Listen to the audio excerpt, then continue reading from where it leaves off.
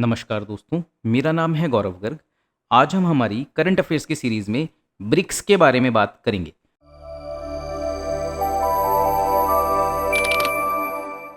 अभी रिसेंटली हुआ क्या है, जो हमारे विदेश मंत्री हैं एस जयशंकर जी, ठीक है, एक्सटर्नल अफेयर्स मिनिस्टर, उन्होंने ब्राज़ील के द्वारा जो ब्रिक्स समिट वर्चुअली होस्ट किया गया है उसको अटेंड किया है।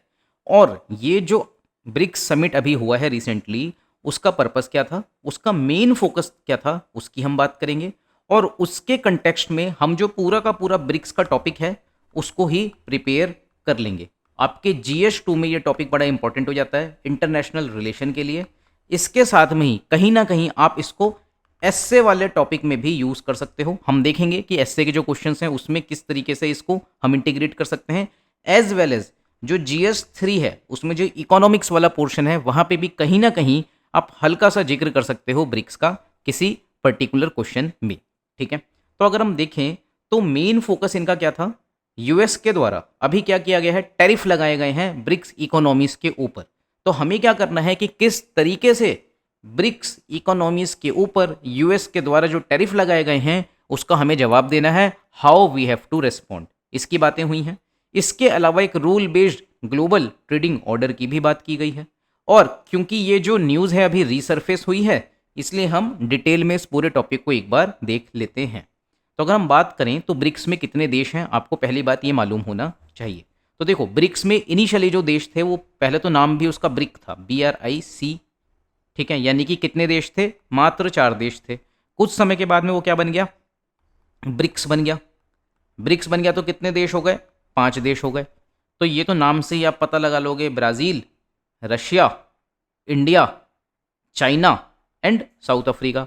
अब इसमें 5 देश नए भी जुड़े हैं, तो हमें उनकी बात करनी है कि वो 5 देश कौन से हैं। ठीक है, तो उसके लिए हम क्या कर सकते हैं, इसमें जो ब्रिक्स की स्पेलिंग है उसको इस तरीके से लिख सकते हैं, BREE कर लो यहाँ, ठीक है, IC और यहाँ पे S। अब ये जो I है ये आपके 2 और आ जाएंगे। तो इस तरीके से आप यदि इसको लिखते हैं कि आपने क्या करा, ब्रिक्स को ब्रिक्स ऐसे बोलो, ठीक है, और ऐसे लिखो। उसके बाद में अब हम देखते हैं कि 2 देश कौन से जुड़े हैं। एक तो ई से जुड़ गया आपका इजिप्ट, ठीक है, और दूसरे ई से आपका जुड़ गया इथोपिया। फिर यहाँ पे आई से आपको इंडिया तो पता ही है, इंडिया के साथ में एक आ गया ईरान, और एक आई से आ गया आपका इंडोनेशिया। फिर हम क्या कहेंगे, ये है UAE, ठीक है। तो UAE ने क्या कर रखा है, ब्रिक्स को हम हिंदी में क्या कहते हैं, ईंट कहते हैं, ठीक है। तो UAE ने ईंट उठा रखी है। आप ऐसे करोगे तो आपको दसों के दसों देश याद हो जाएंगे, ठीक है। फिर हम यदि बात करें कि जो ब्रिक्स कंट्रीज हैं ये इंपॉर्टेंट क्यों हैं, क्योंकि ये क्या करेंगे, जो ग्लोबल साउथ है उसकी वॉइस को इंटरनेशनल लेवल पे उठाएंगे और वर्ल्ड को मल्टीपोलर बनाने का प्रयास करेंगे। इसके साथ में और क्या करेंगे, ये देखो, मल्टीपोलर बनाएंगे, साथ में ये ग्लोबल गवर्नेंस रिफॉर्म्स भी लेके आएंगे। अब हम समझते हैं कि ग्लोबल गवर्नेंस स्ट्रक्चर जो है उसमें सुधार लाने की बात हो रही है। तो ग्लोबल गवर्नेंस स्ट्रक्चर में क्या चीज़ें आ सकती हैं, जैसे कि IMF आ सकता है, ठीक है, जैसे कि वर्ल्ड बैंक आ सकता है, जैसे कि WTO आ सकता है, और क्या आ सकता है इसमें, इसमें आ सकती हैं क्रेडिट रेटिंग एजेंसीज, ठीक है। तो यदि हम क्रेडिट रेटिंग एजेंसीज की बात करें तो एक पूरा का पूरा टॉपिक ही मैंने इसके ऊपर बनाया हुआ है, किससे, इकोनॉमिक सर्वे में जो ये टॉपिक था उसको उठा के। तो इनके द्वारा कई बार क्या किया जाता है, जो क्रेडिट रेटिंग एजेंसीज हैं इंडिया के प्रति और इमर्जिंग मार्केट इकोनॉमीज के प्रति एक पेसिमिस्टिक अप्रोच को अपनाया जाता है, ठीक है। और जो इमर्जिंग मार्केट इकोनॉमीज हैं, पेसिमिस्टिक मतलब नकारात्मक, ठीक है, यानी कि उदासीन, यानी कि एक ऐसा अप्रोच जो पॉजिटिव नहीं है इन देशों को लेके, ऑप्टिमिस्टिक नहीं है, निराशावादी है, ठीक है। तो एग्जैक्ट वर्ड क्या होता है, निराशावादी। ये वर्ड्स भी आपके लिए बड़े इंपॉर्टेंट हैं, ठीक है। तो निराशावादी एक अप्रोच रहता है क्रेडिट रेटिंग एजेंसीज का, किसके प्रति, इमर्जिंग मार्केट इकोनॉमीज के प्रति, जैसे कि इंडिया, जैसे कि ब्राजील, ठीक है, जैसे कि UAE, जैसे कि साउथ अफ्रीका। तो क्योंकि ये जो स्ट्रक्चर्स हैं, जो ग्लोबल गवर्नेंस स्ट्रक्चर्स हैं, ये क्या हैं, ये बायस्ड हैं। इनका एक क्या है, पेसिमिस्टिक अप्रोच है towards the global south countries. इसकी वजह से ब्रिक्स क्या करेगा, मिलके इन चीज़ों में, इन स्ट्रक्चर्स में सुधार लाने का प्रयास करेगा। इसके अलावा ये मल्टीपोलैरिटी को भी प्रमोट करता है। मल्टीपोलैरिटी का मतलब क्या होगा कि एक पोल नहीं होना चाहिए, पोल्स बहुत सारे होने चाहिए। यदि सिर्फ अगर देश जो है, विश्व जो है वो मल्टीपोलर नहीं होगा और यूनिपोलर होगा, इसका मतलब क्या है, किसी एक देश की दादागिरी चल रही है। लेकिन जब हम बात करते हैं मल्टीपोलैरिटी की, यानी कि देयर आर मल्टीपल पोल्स, एक पोल नहीं है, पोल्स एक से ज़्यादा हैं। और यदि एक से ज़्यादा पोल हैं, इसका मतलब क्या है, केवल एक देश शक्तिशाली नहीं है, एक से ज़्यादा 2, 3, 4 देश शक्तिशाली हैं। और जब ऐसे कई सारे देश जो होंगे उनके पास में पावर होगी, तब हम क्या कहेंगे, चेक्स एंड बैलेंसेस होंगे।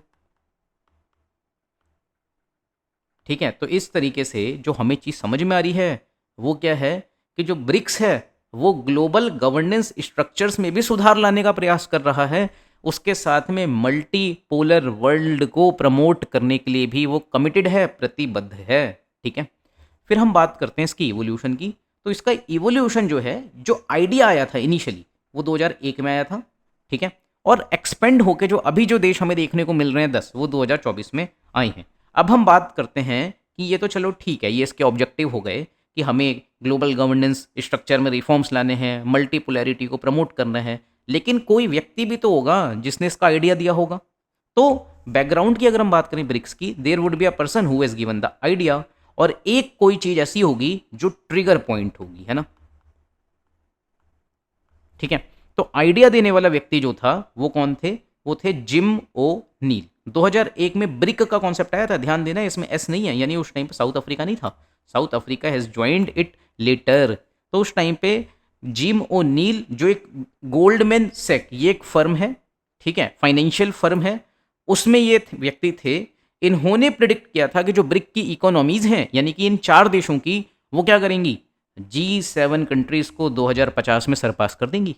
तो ये इनका विचार था, और इन्होंने ही कहा था कि इन सारे देशों को एक ग्रुप बनाना चाहिए और साथ में मिलकर काम करना चाहिए, ग्लोबल साउथ की आवाज़ को उठाना चाहिए। किसने कहा, जिम ओ नील ने कहा, और ब्रिक का कॉन्सेप्ट दिया। अब इन्होंने कहा कि G7 कंट्रीज को ये क्या कर देंगे, इकोनॉमीज सरपास कर देंगी 2050 तक। तो अब हम क्या करेंगे, अगली स्लाइड में देखेंगे भी कि जो ब्रिक इकोनॉमीज हैं उनकी कितनी जीडीपी है टोटल अभी, और क्या वो ऐसा कर सकती हैं, और उसको उन देशों को यदि ऐसा करना है तो उसमें what are the challenges which will come. उससे पहले हम बात कर लेते हैं कि G7 में कौन कौन से देश आते हैं। तो G7 क्या है, ये विश्व की वो अर्थव्यवस्थाएं हैं जो सबसे टॉप की हैं। जैसे कि अगर हम बात करें, इसमें एक आता है यूएसए, यूएसए के ऊपर क्या है, कनाडा। तो यूएसए कनाडा, इसके बाद में हम बात करेंगे किसकी, यूरोप की, तो यूके, फ्रांस, ठीक है, जर्मनी, इटली। कितने देश हो गए, 1 2 3 4 5 6, और एक देश ले लेंगे एशिया का जिसका नाम है जापान। तो आप देख सकते हो कि ये जो देश हैं ये बहुत अच्छा परफॉर्म करते हैं।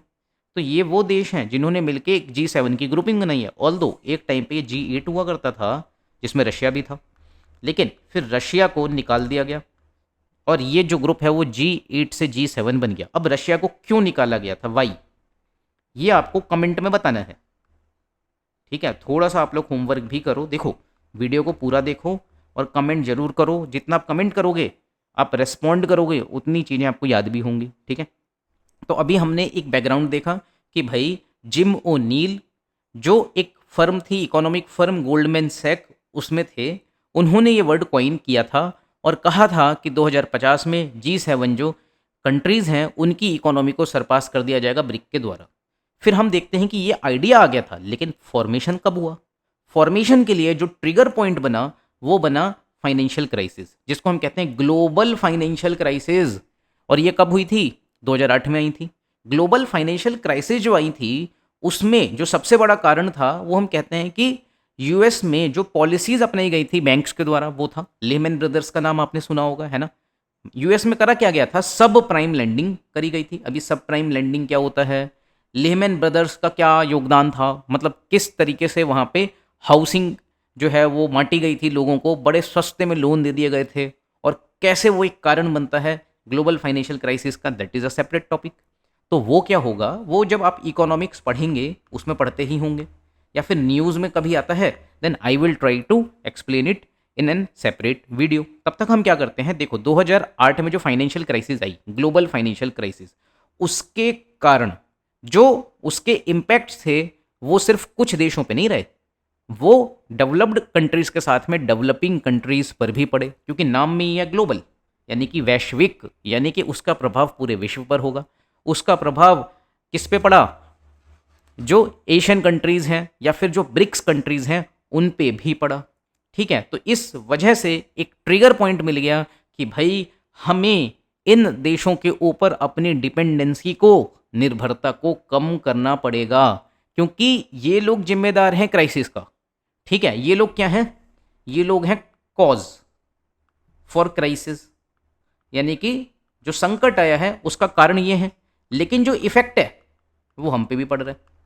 ठीक है, इफेक्ट ऑन डेवलपिंग,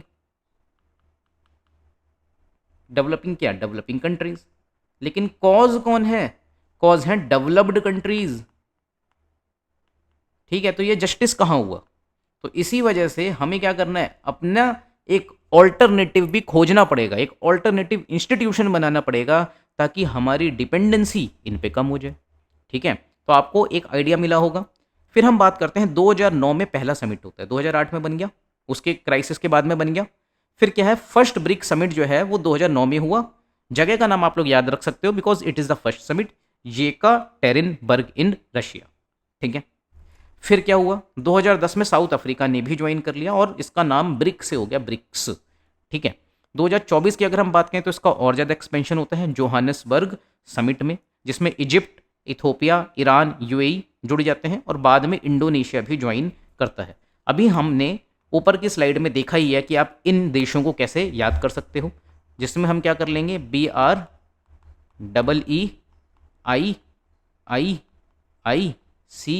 BREEIIICS ऐसे लिखेंगे और आपको देश याद हो जाएंगे। ठीक है, एक आई से ईरान और एक आई से इंडोनेशिया।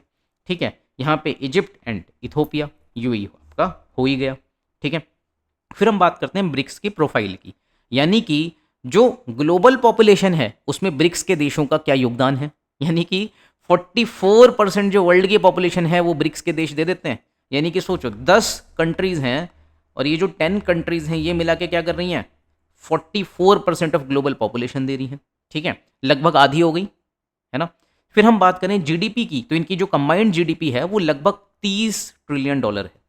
ठीक है, यानी कि एक मैसिव पावर हाउस है ये, मतलब हम 2024 कह लें, 2025 कह लें। ठीक है, आपको क्या करना है, इनको अपडेट करना होगा जब आप नेक्स्ट ईयर एग्जाम दोगे। फिर हम बात करते हैं इंडिविजुअल, यदि हम जीडीपी को तोड़ें तो चाइना की जीडीपी लगभग $18 ट्रिलियन की है, भारत की $4.1 ट्रिलियन की है। मोदी जी का क्या कहना है कि हम क्या बनेंगे, $5 ट्रिलियन की इकोनॉमी बनेंगे, है ना। तो उसकी ओर हम आगे भी बढ़ रहे हैं, आप देख सकते हो 4.1 है। फिर हम रशिया की बात करें तो $2 ट्रिलियन। अब देखो रशिया की जो इकोनॉमी है, जीडीपी जो है वो हमारे से जस्ट आधी है। ठीक है, फिर ब्राज़ील की देख सकते हो, इंडोनेशिया की देख सकते हो, और ये जो देश आए हैं UAE, Egypt, Iran, south Africa and Ethiopia, Ethiopia की सबसे कम है। इनको मिला के हम कह रहे हैं कि $30 ट्रिलियन जो है वो बन जाता है। फिर हम बात करें स्ट्रेटेजिक स्ट्रेंथ की, तो हम क्या कह सकते हैं कि 2 मेंबर जो हैं वो यूनाइटेड नेशन सिक्योरिटी काउंसिल के P5 जो है उसके सदस्य हैं। P5 क्या हैं, ये परमानेंट मेंबर्स होते हैं सिक्योरिटी काउंसिल के। इन देशों के नाम भी आप एक बार देख लो, एक तो रशिया हो गया, है ना, और कौन हो गया, एक चाइना हो गया, एक आपका यूएसए हो गया, एक आपका यूके हो गया, और कौन है, फ्रांस। ठीक है, तो ये 5 देश क्या हैं, ये आपके परमानेंट मेंबर्स हैं यूनाइटेड नेशन सिक्योरिटी काउंसिल में। तो भाई आप ये सोचो कि ब्रिक्स में 10 देश हैं, जिसमें से 2 देश जो हैं वो यूनाइटेड नेशन सिक्योरिटी काउंसिल के परमानेंट सदस्य हैं।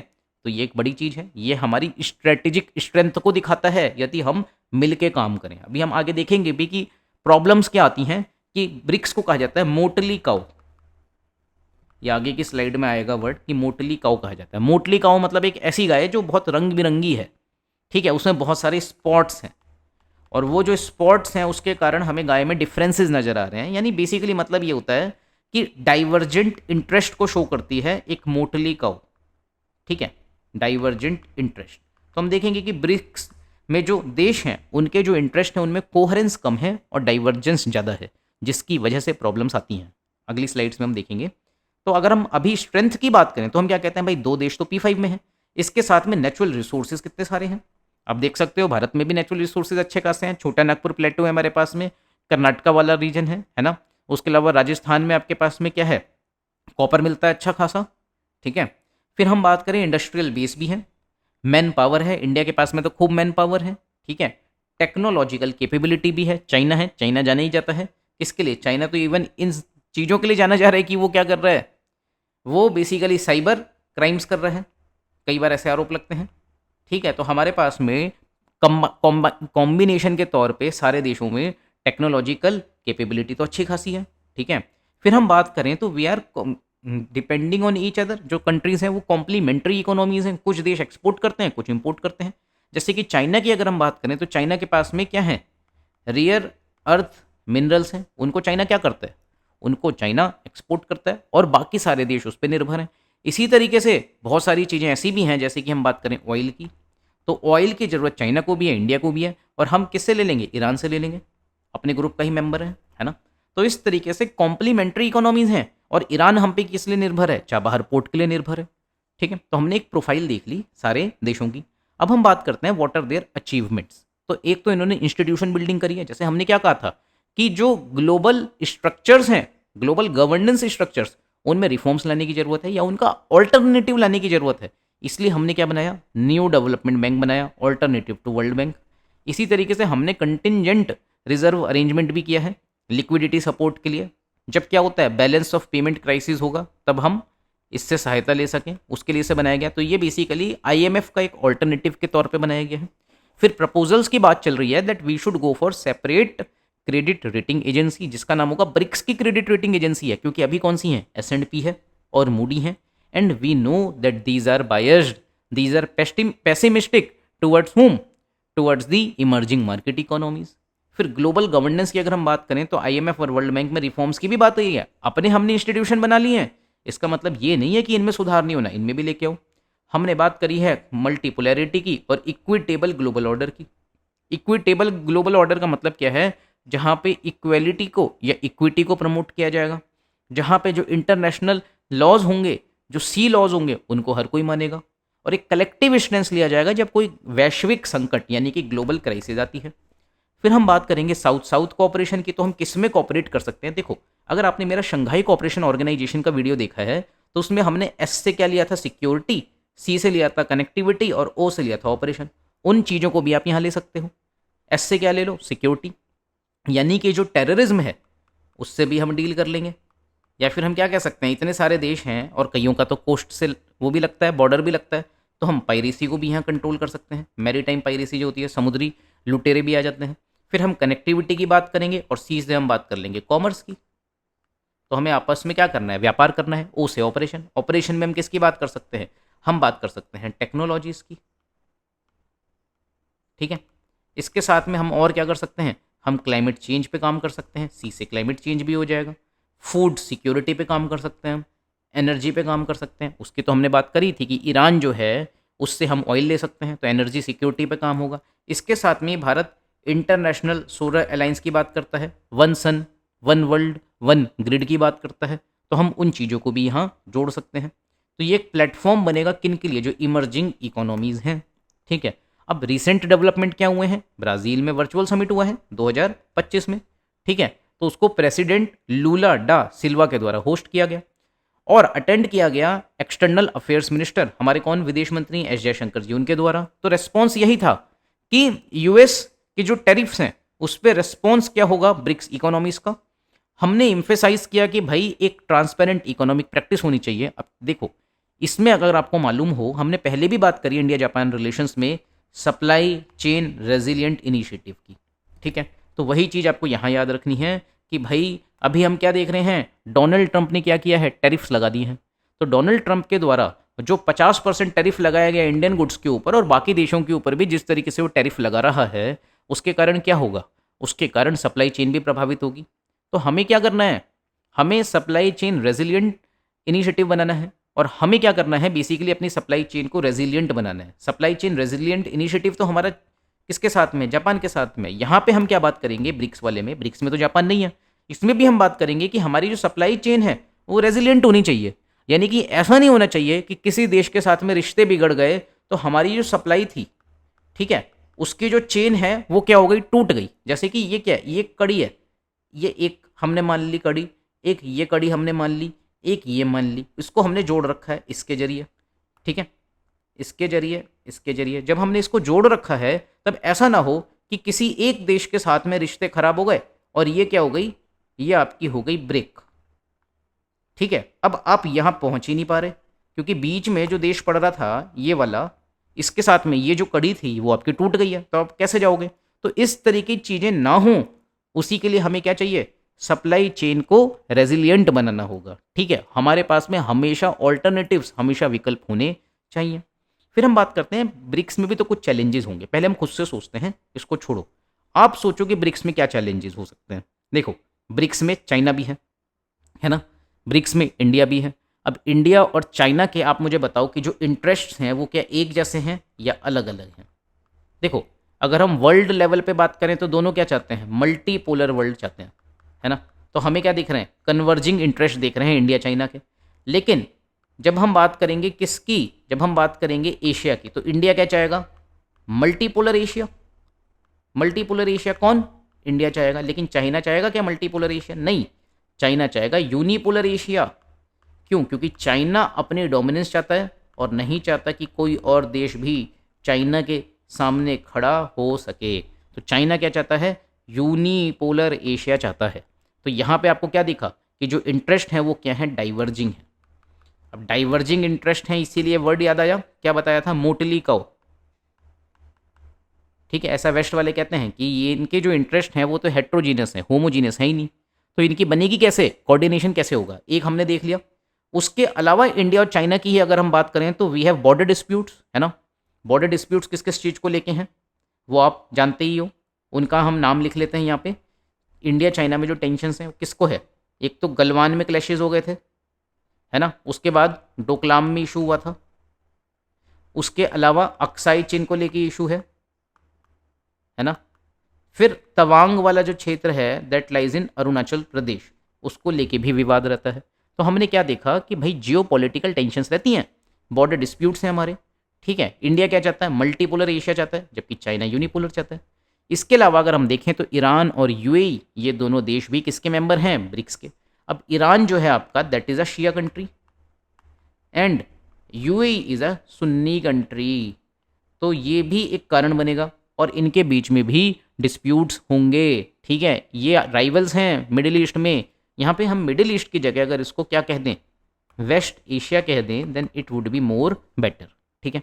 नाउ अब हम बात कर लेते हैं इकोनॉमिक चैलेंजेस क्या हो सकते हैं। तो आप देखो कि इंडिया जो है वो यूएस के साथ में ट्रेड करता है and we are in trade surplus, है ना। तो जब हम ट्रेड सरप्लस हैं यूएसए के साथ में, इसका मतलब क्या हुआ, we are dependent on western market, है ना, ठीक है। इसके साथ में अगर हम देखें जो इंट्रा ब्रिक्स ट्रेड है वो भी बड़ा कम है कंपेयर टू जो यूएस या यूरोपियन यूनियन के साथ में ट्रेड होता है।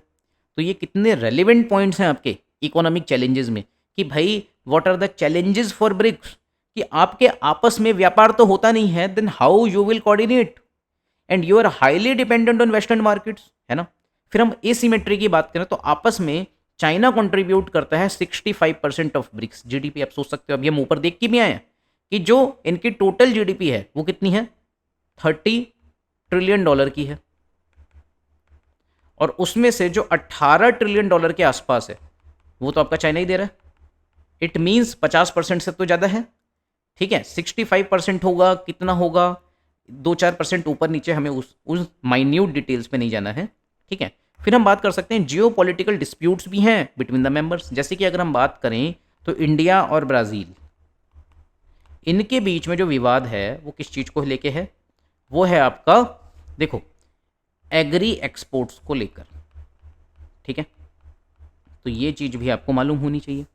फिर हम बात करें इंस्टीट्यूशनल वीकनेस की, तो हम क्या कहेंगे कि unlike NATO and European union, हमारे जो इंस्टीट्यूशनलाइजेशन है वो बड़ा वीक है। जो न्यू डेवलपमेंट बैंक और कंटिजेंट रिजर्व एजेंसी किसके तहत बनाए गए हैं, ब्रिक्स के तहत बनाए गए हैं, ये बड़े ही स्मॉल हैं compare to the world bank and IMF.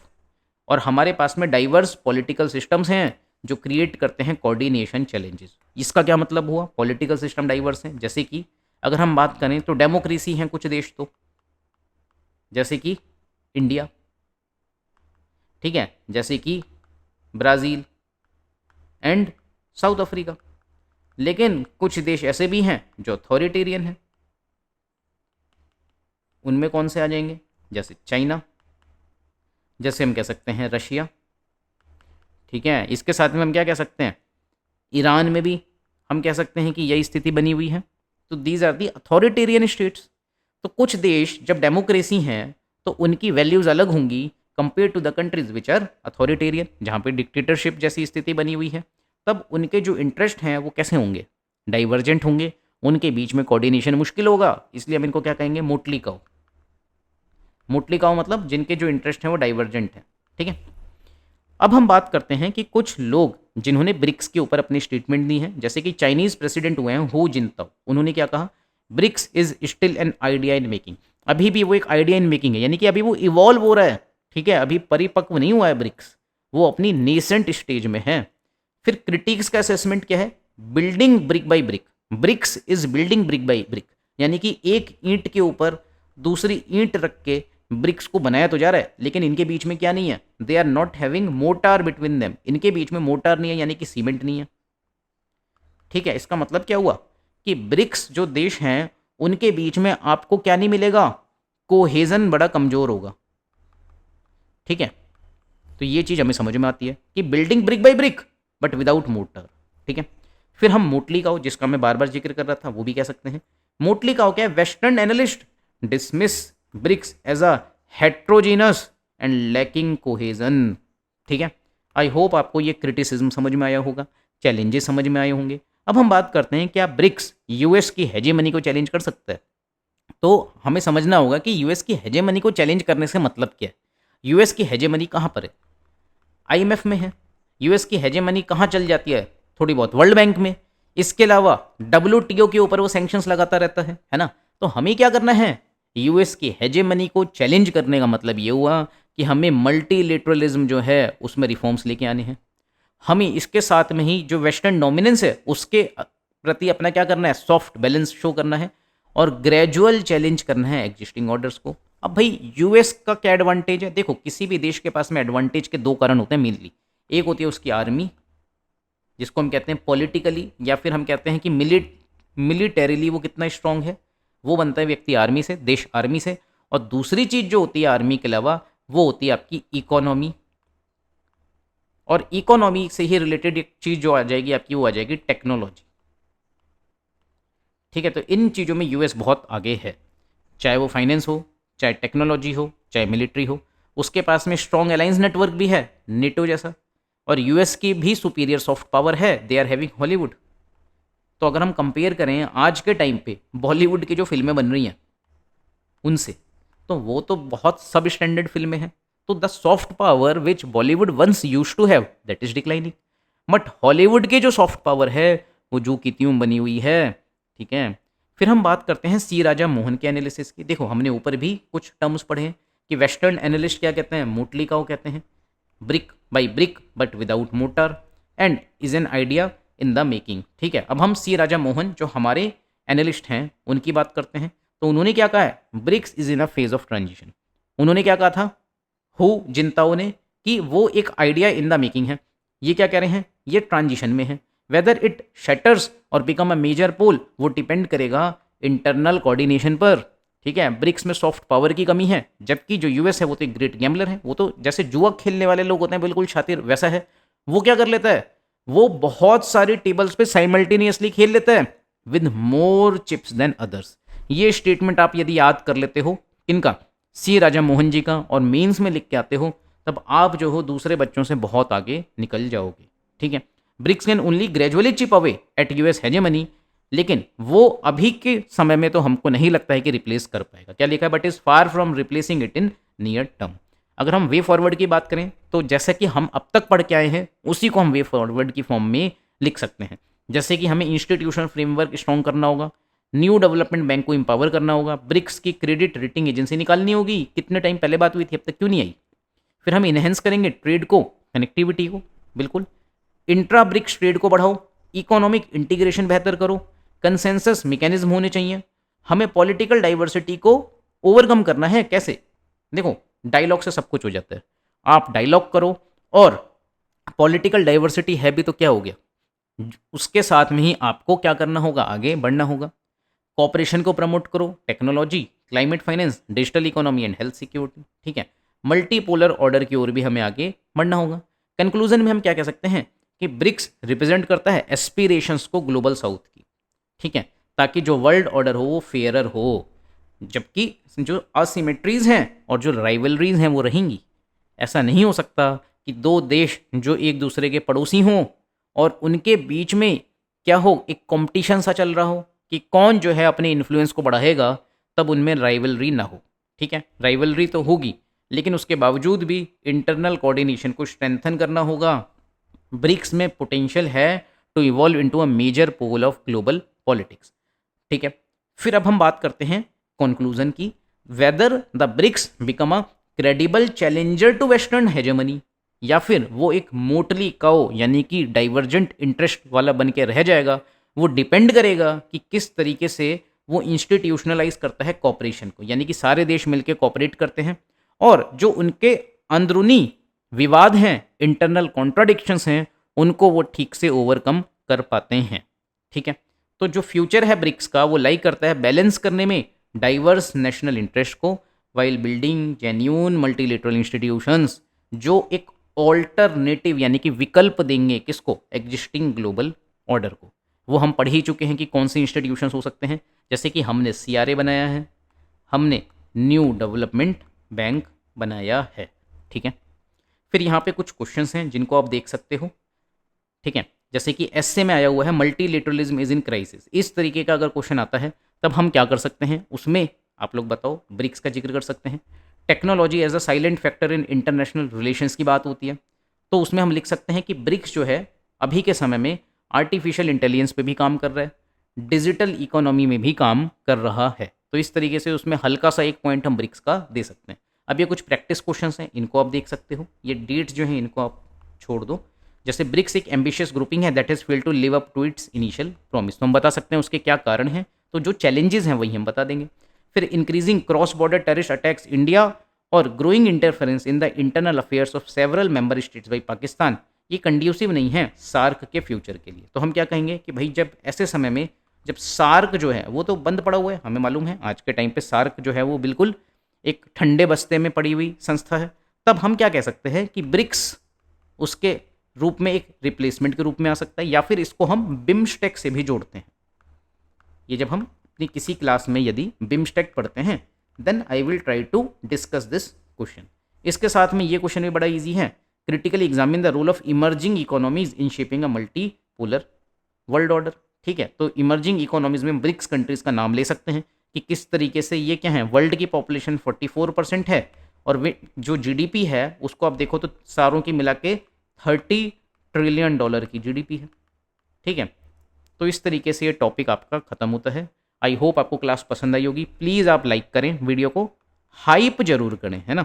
और अगर आप कोई सजेशन देना चाहते हैं कि मैं किस टॉपिक पे वीडियो बनाऊं देन यू कैन कमेंट।